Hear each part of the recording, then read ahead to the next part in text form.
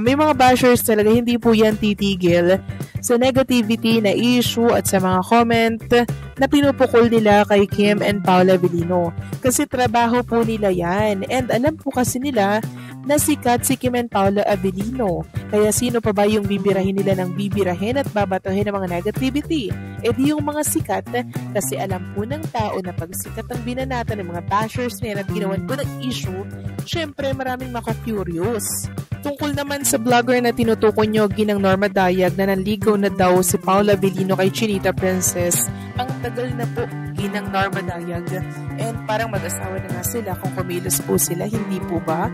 Nakikita natin yon sa mga galawan po nila. Hindi lang ito pang showbiz or pang fan service ba yan, mga kakimpaw. Hindi lang ito ganun eh. Ito po ay ginagawa talaga ni Paulo kay Kim Chiu kahit wala pong nakatutok na camera.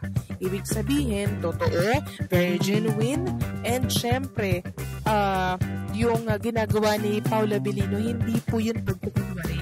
Dahil unang-una, si Paula Avellino po ay hindi po siya mapagtanggap. Yan po ang isa sa number 1 na ayaw niya, ang manloko ng tao.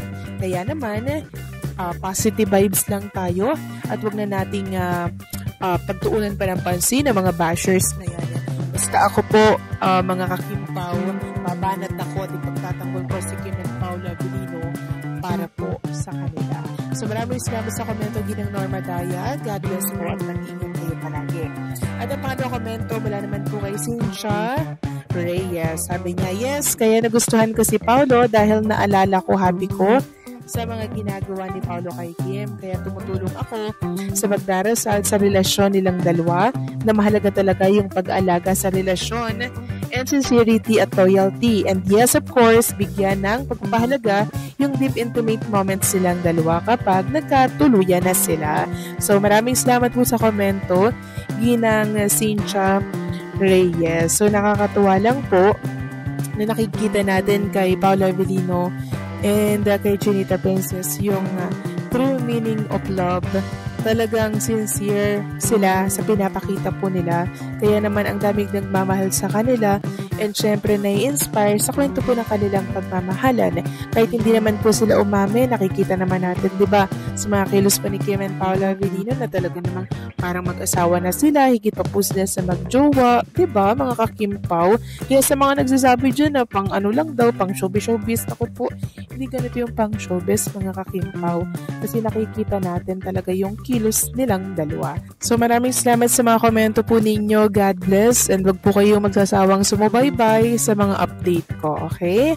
So ito na nga, pag-usapan na natin ang mga balita po na nakalap natin sa hapong ito ng Lunes. Sana po ay safe ang lahat sa bagyo pong Uwan, mga kakimpaw. So ito na nga, ipiplex ko po sa inyo ang ganap sa Mall of Asia kahapon na kung saan talaga naman pong dinaluhan ni Chinita Princess kahit na Sunday. Ayun, trabaho pa rin pong inuuna niya. Ganito po pala kalakas, mga kakimpaw, yung hangin sa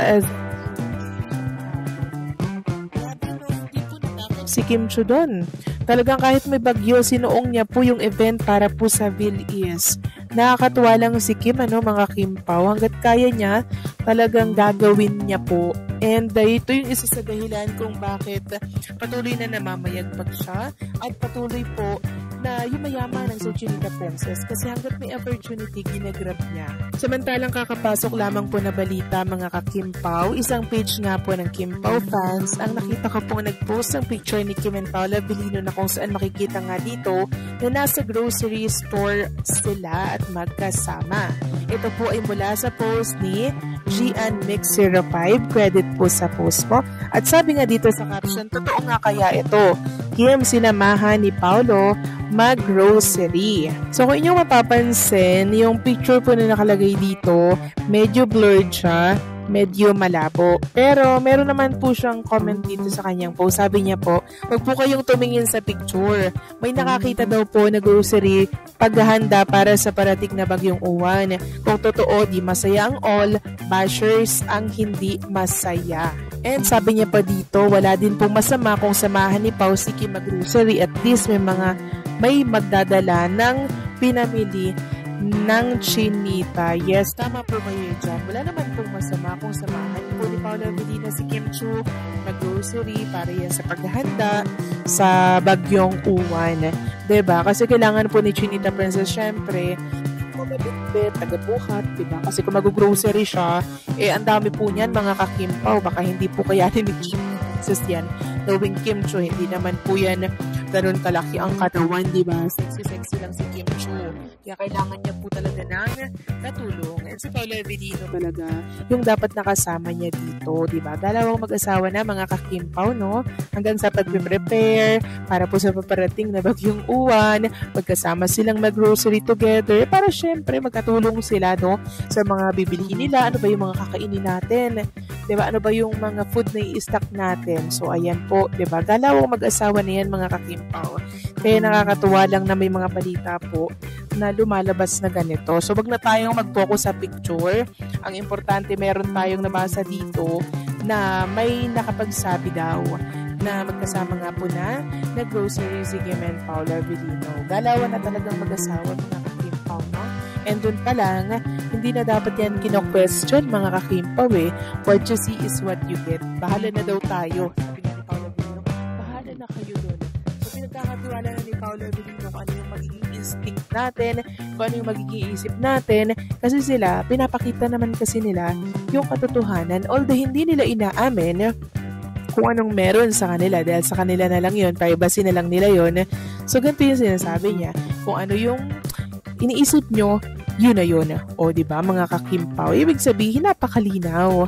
Na talaga naman pong si Kim and Paolo Avellino, nagkakamabutihan na. And grabe po yung kanilang pagmamahalan at pagtitinginan, sobrang deep, sobrang lalim na po. Nakuna numano ng ilang fans sina Kim Chiu at Paolo Avellino habang magkasamang namimili sa isang grocery store sa Quezon City. Ayon sa mga nakasaksi, tila naghahanda ang dalawa para sa paparating na bagyong uwan. Dahil kapansin-pansin ang mga pagkaing dilata, bottled water at mga emergency supplies na nasa kanilang cart. Simple lamang ang suot ng dalawa. Si Kim naka-cap at oversized hoodie habang si Paolo naman ay naka-face mask at plain shirt. Ngunit hindi pa rin nakaligtas sa mga matang mapanuri ng mga netizen. May mga fans na natuwa at nagsabing, ang cute nila, ready for the storm together talaga. Habang may ilan namang nagbiro na baka raw ito ang real-life survival episode ng kanilang chemistry. Ang ganitong eksena ay muling nagpapatunay kung gaano kalapit na si Kim Chiu at Paolo Avellino hindi lamang sa trabaho, kundi maging sa personal na aspeto ng kanilang buhay. Sa kabila ng pagiging mga sikat na artista, pinipili pa rin nila ang mga simpleng bagay, tulad ng pamimili sa grocery at paghahanda para sa kalamidad, na karaniwan nating ginagawa. Nakakatuwa dahil ipinapakita nito na may malasakit sila hindi lang sa isa't isa, kundi sa mga taong nasa paligid nila. Makikita rin dito ang sense of responsibility at pagiging grounded ng dalawa. Sa halip na puro glamour at publicity, mas pinili nilang unahin ang kaligtasan at kahandaan. Isang magandang halimbawa ito para sa mga kabataan at sa kanilang mga tagahanga, na maging handa sa panahon ng sakuna at manatiling kalmado, gaya ni Kim at Paolo. Sa gitna ng mga balita at intriga, nakaka-refresh na makita ang Kim Pao sa ganitong tunay, makatao at makabuluhang sandali.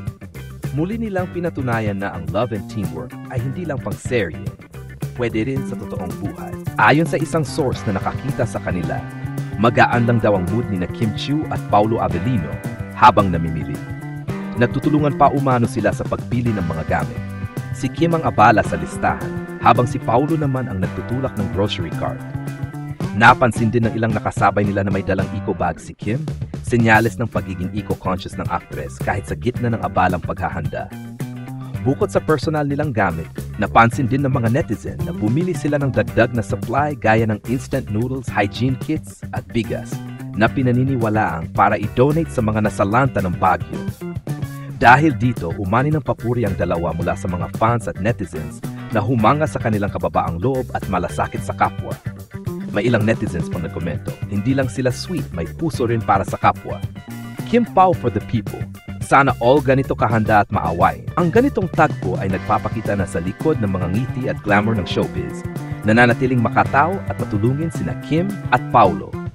Isa itong magandang paalala na sa oras ng kalamidad, ang pagiging handa at may malasakit ay tunay na sukatan ng kabayanihan. Ang eksenang ito ay higit pa sa simpleng pamimili sa grocery.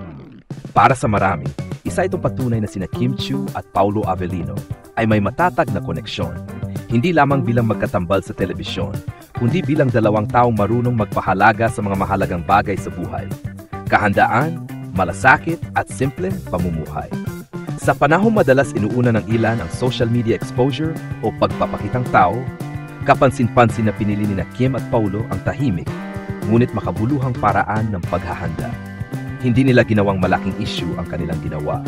Bagkus ay normal lang na bahagi ng kanilang araw, ipinapakita nito na pareho silang grounded at may tunay na malasakit hindi lamang para sa isa't isa, kundi para sa kanilang kaligtasan at sa mga taong nasa paligid nila. Ang gesture na ito, isang magandang halimbawa ng responsible celebrity influence. Sa halip na puro karangyaan o pagpa-trending, ginamit nila ang kanilang impluensya sa pagpapakita ng tamang asal, ang maging handa sa sakuna at tumulong kung kinakailangan. Sa gitna ng paparating na bagyong uwan, ang kanilang simpleng pamimili ng pagkain, tubig at emergency kits ay nagbigay inspirasyon sa marami na gawin din ito sa kani-kanilang tahanan. Bukod pa rito, hindi maitatanggi na may halong kilig din sa eksenang ito. Ang paraan ng pagtutulungan nila, si Kim na masigla at organisado, si Paulo na tahimik ngunit maasahan, ay parang eksena sa totoong buhay na mas nakaantig kaysa sa anumang scripted na teleserye. Ang chemistry nila ay hindi lang nakikita sa kamera, kundi ramdam maging sa likod nito.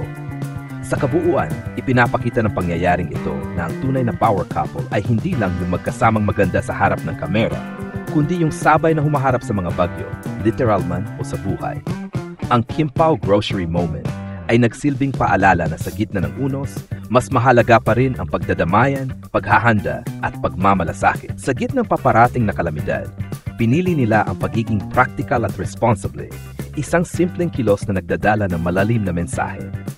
Una, makikita rito na hindi lang nila iniisip ang kanilang sariling kaligtasan, kundi marahil pati ang kapakanan ng iba. Ang mga ulat na nagsasabing bumili rin sila ng mga gamit na posibleng ipamigay sa mga nasalanta ay nagpapakita ng kanilang puso para sa kapwa. Hindi ito gawa para sa publicity, kundi isang genuine act of care, isang ugali na dapat tularan, lalo na ng mga kabataang humahanga sa kanila. Pangalawa, ang pagiging natural at simple nila sa ganitong pagkakataon ay nagpapita kung gaano sila down to earth. Sa kabila ng kanilang kasikatan, hindi sila nahihiyang gawin ang mga normal na gawain tulad ng pamimili at paghahanda para sa bagyo. Ipinapakita nito na sa likod ng mga kamera, sila pa rin ay mga totoong taong marunong matakot, maghanda at magmalasakit, katulad nating lahat. At panghuli, may halong kilig din ang tagpong ito. Makikita ang chemistry nila hindi lang sa screen, kundi sa mga simpleng sandali ng pagtutulungan at pag-aasikaso. Ang ganitong mga eksena ay nagpapatunay na minsan, ang pinakamatamis na relasyon ay nakikita sa mga ordinaryong bagay, tulad ng sabay na pamimili ng delata at tubig habang naghahanda sa ulan. Sa kabuuan, ang balitang ito ay hindi lang tungkol kina Kim at Paulo bilang mga artista, kundi bilang mga tao na may malasakit, disiplina at tunay na puso para sa kapwa. Isa itong paalala na kahit gaano ka man kasikat o kabushi, may lugar pa rin sa buhay para sa kabutihan at pakikipagkapwa-tao.